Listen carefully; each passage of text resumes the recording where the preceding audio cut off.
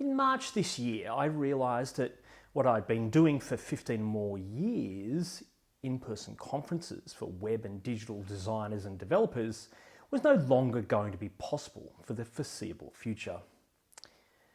I thought long about the opportunity that online presented for conferences, particularly for us at Web Direction, since in a market like Australia, we have access to far fewer potential attendees than in places like North America and Europe, and the cost of putting together a conference, particularly when sourcing international speakers, is typically considerably higher than if we were running our event in, say, Europe or North America. Both are places that we've done so.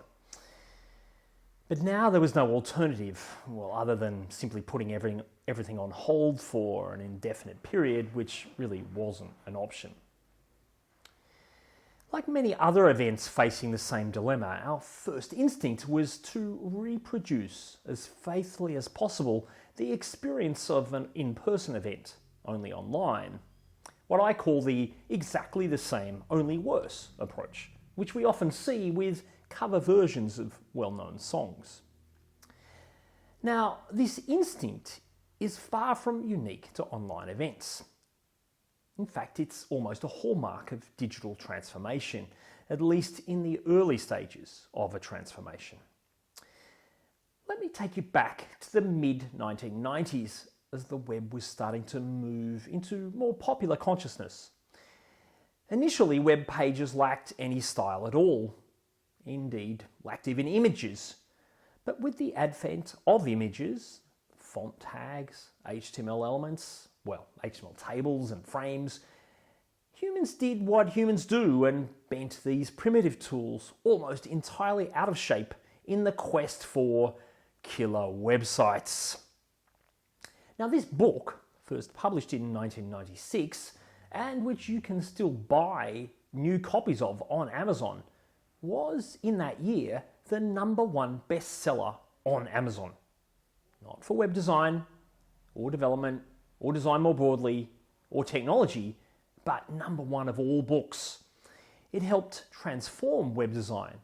To be honest, in many ways it helped create it. Now, a key concept it defined was of a third generation website. Pretty quick generations back then in the early 90s. A third generation site, he said, uses typographic and visual layout principles to describe a page in 2 dimensions. Third generation site designers carefully specify the position and relationship of all elements on the page, retaining fine control of the layout.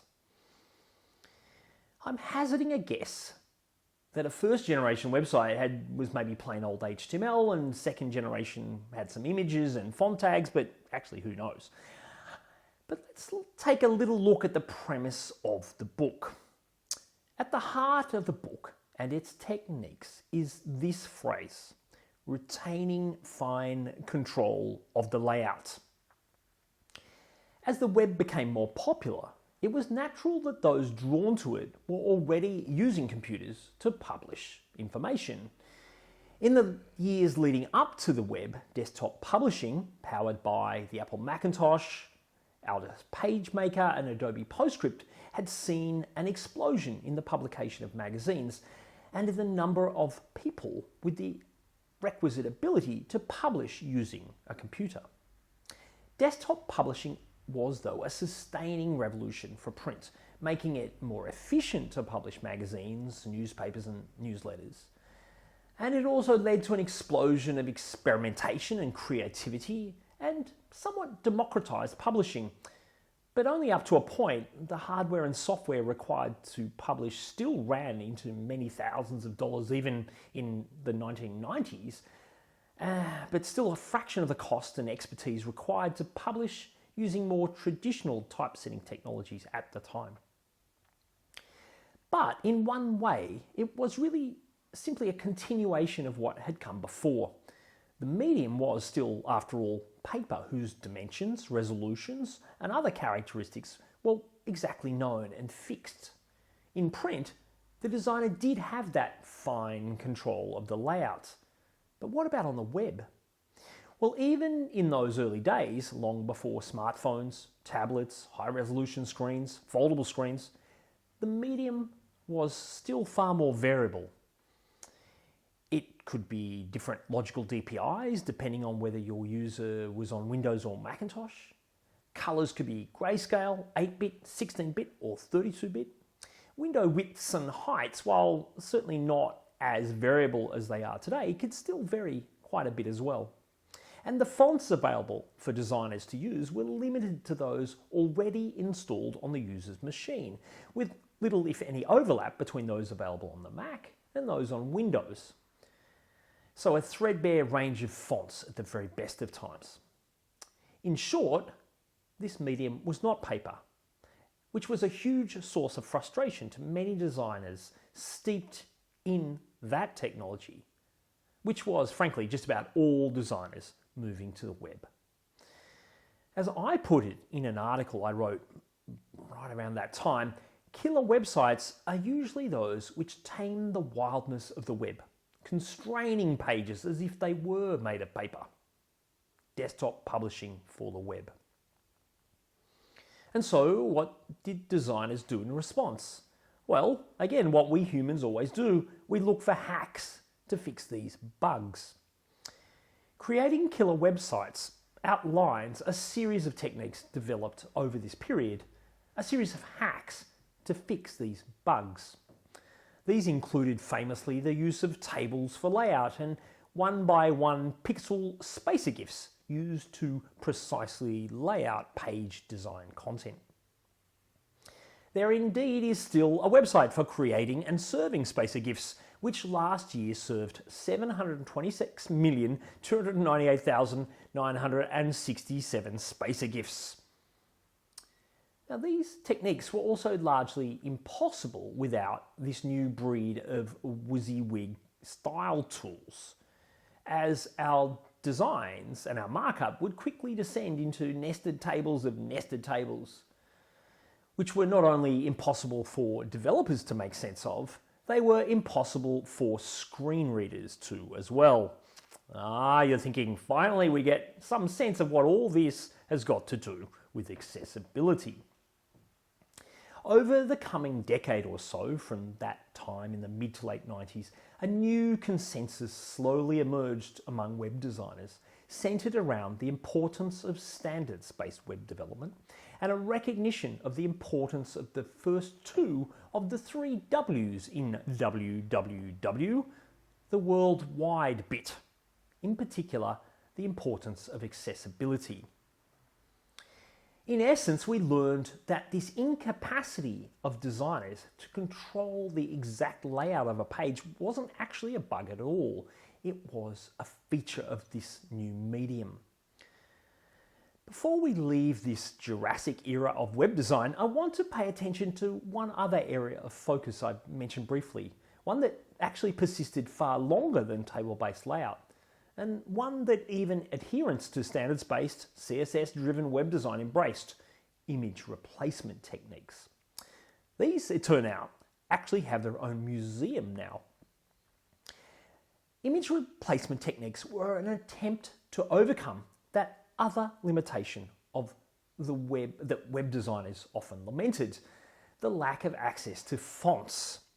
Even CSS-based designers wanted a richer palette of fonts, and so a bevy of techniques that sought to allow the replacement of text with an image of that text, coupled, importantly, with a way of exposing the text itself to a screen reader, was developed. And this went on for years. You may remember, or maybe not, one of the breakthrough websites of this early standards era, CSS Zen Garden, which introduced countless web designers and developers to the possibilities of CSS for web design, but which actually largely featured very tasteful uses of image replacement. It was really only the arrival of proper, widely supported font embedding techniques in the mid to late 2000s and services like Typekit which saw these techniques fade away. A designer's desire for control over their design does die hard. The web's history has been this constant struggle between innovation, or at the very least a quest for novelty, which turns its back on the strictures of established practices in the quest for the new, and the web's foundations and principles, which are often forgotten or downplayed in that quest for novelty. And it's very often accessibility that suffers the most. We still see that now, more recently with the widespread adoption of frameworks like React, which at least in their earlier incarnations often pay little attention to accessibility. But that little detour aside, let's come back to the beginning of this talk and March 2020, when we realised that for our events to even exist, they'd need to move online. I wanted to take a leaf from my own book, and what we wanted to ensure was we simply didn't recreate the in-person conference online, only worse. So we didn't imagine having attendees carve out multiple straight days, hour upon hour, at a time staring at a screen even more than they already were having to. What I really wanted to focus on was the opportunity to rethink the way content will work and how we could deliver it. And in doing so, importantly, not to diminish the inclusiveness and accessibility of our events, as we have often seen innovation does, but to in fact increase it. So today I'd like to take a look at a few of our decisions and how inclusion and accessibility was central to them, and the benefits they brought, not just for people with disabilities, but far more broadly. Now, almost all online events we've seen take place in this post-pandemic era have the following characteristics, all carryovers from in-person events. They take place over one or more full, usually contiguous days. Presentations are 40 minutes to an hour. They're delivered live, and there's often live question and answer as well. Now, almost none of these are a function of designing the best possible online event. As I said, they're carryovers from in-person events. And many of these features of in-person events aren't even about creating the best possible in-person event. They are artifacts of the economics and logistics of an in-person event. Why whole days? Why contiguous multiple days? Well, the logistics and economics of in-person events require that format. Live delivery, though, sounds like something essential to an in-person event. But as many conference organisers will tell you, there are countless horror stories of speakers running long over or significantly under time, impacting the whole flow of a day. And then many people are hesitant or resistant to speaking in front of live audiences. And so the experts we see are selected for confidence in front of a live audience, something that isn't necessarily strongly correlated with expertise. And in-person presentation often presents logistical barriers to people with disabilities, people from countries where visas to, say, visit Australia are hard to obtain, in short, those outside the mainstream. And so this seemingly essential, indeed in some ways defining feature of in-person events, the live presentation, may be less than it appears. Okay, what about live question and answer?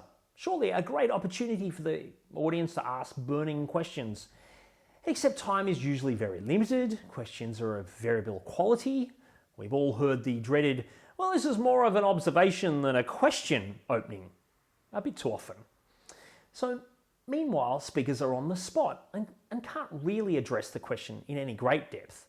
And again, it's far from inclusive. People with anxiety about speaking in front of an audience, people whose first language isn't the language of the conference, these voices are often diminished or excluded from asking questions.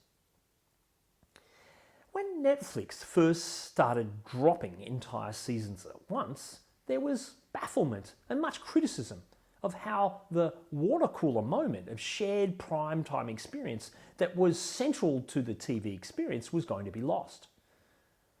Leaving aside, we'd moved to a global world where TV series might take days, months, or years to arrive on a screen far from the metropolis of America. But it turns out that artifact of the economics and logistics of primetime TV, the water cooler moment of the shared experience once a week, didn't actually make sense in a streaming world. What does make sense is seeking the widest possible audience simultaneously, no matter where they are in the world, no matter what language they speak. The shared experience still existed, but in a different, more inclusive way. Netflix subtitles and brilliantly dubs into numerous languages before they release a series. And now, their audience is vastly larger than even the most dominant terrestrial television company, in no small part by rethinking the seemingly essential aspects of their delivery. So, back to our events. Taking a leaf out of Netflix's book, we decided to question all our assumptions about what an event should look like. So our events would take place over a longer time frame. So far, over a month, each Friday, for half a day or so each week. We recorded everything, which enables tight editing, with the occasional re-recording where the presentation needs it for technical or other reasons. For example, a nervous speaker who we then work with to deliver a better presentation. And a raft of other enhancements that are only possible with pre-recorded content. And I'll look at some of those enhancements shortly. Higher quality sound and vision, better produced presentations are more accessible. They stream more consistently and so are far less frustrating and more engaging for any audience.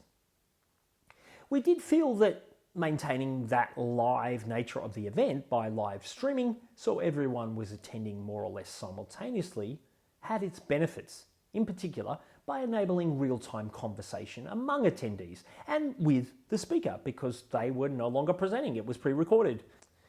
This instinct seems to have been borne out by our experience to date, where speakers and attendees engage and additional information and links are exchanged all in real time. Because the conversation requires little more than typing, it hopefully is more inclusive, addressing some of the concerns we identified earlier with live conference question and answer. Further, as I mentioned before, by pre-recording, we opened up a number of opportunities to create greater value for all attendees and to considerably enhance accessibility, whether for the deaf or hard of hearing, or for blind folks and those with visual disabilities.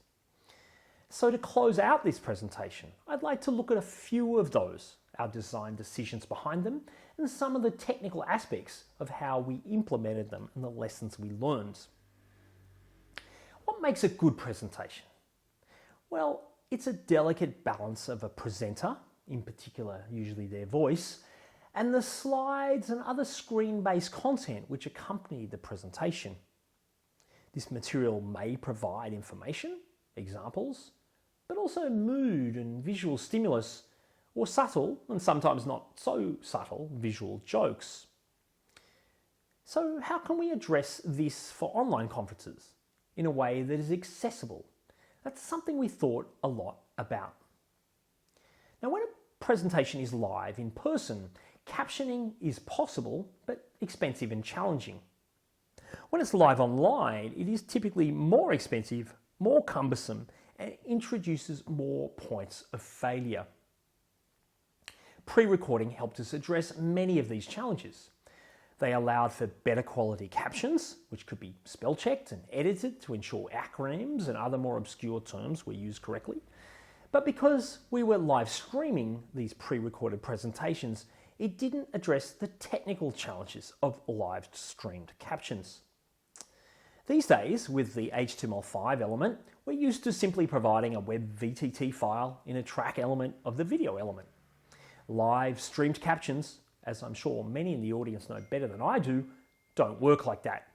In short, they require an additional hardware encoder for ingesting CEA 608 captions, essentially the same that broadcast TV closed captioning systems use, with, of course, the attendant cost, effort, and hardware. And then many streaming providers, like the one we'd actually long used for hosting our on-demand videos, only provide this level for enterprise customers. All of which together made that really made the reality that this wasn't an option for us. So we had to get a bit inventive.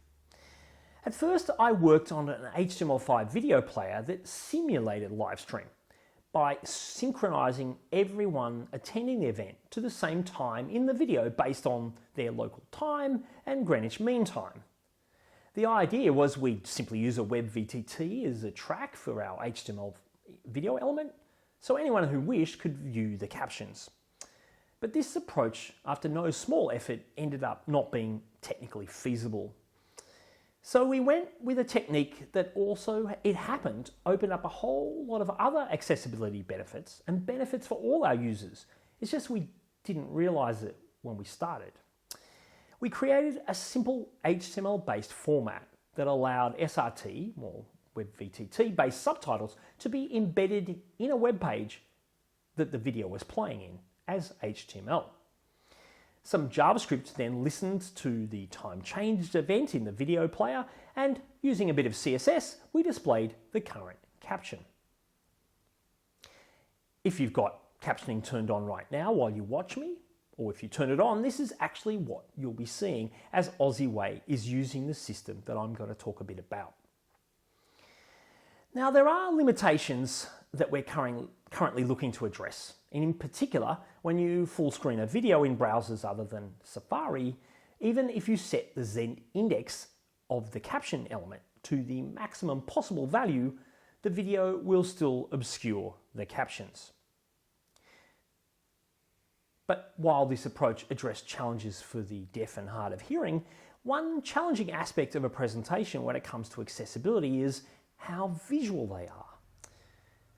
So we considered having audio descriptions of what was on the screen and discussed with an expert audio describer this concept before together we concluded this was likely to be far too distracting because, of course, so much of a presentation is listening to someone speak. But with our media synchronization system available, we investigated and ultimately implemented an approach that not only made the slides more accessible for blind attendees, it drew praise from sighted attendees as well. So what we did was extract the text from the slides, where the intent of the presenter was that the slides were to be read by the audience, or where the slide was more decorative or played a less literal role, we described the content of the slide. But because this was all text, marked up in HTML, screen readers could have access to it. Now, simply because the text is on the page, of course, that doesn't make it accessible. There are, after all, hundreds of slides during a conference. The key here is that the slide text matches the current slide that the presenter is referring to. So let's look at how we implemented that. My original design preloaded the entire set of slides into the document, all initially hidden using CSS, and then as the presentation reaches that slide, we show the text of the slide. The challenge is, a screen reader won't know that now is the time to read this particular slide. But if you're familiar with ARIA, it sounds like a perfect job for live regions. Now, a live region are perceivable regions of a web page that are typically updated as a result of an external event when user focus may be elsewhere. That sounds pretty good. Since these asynchronous areas are expected to update outside the user's area of focus, assistive technologies such as screen readers have either been unaware of their existence or unable to process them for the user. WCAG ARIA has provided a collection of properties that allow the author to identify these regions.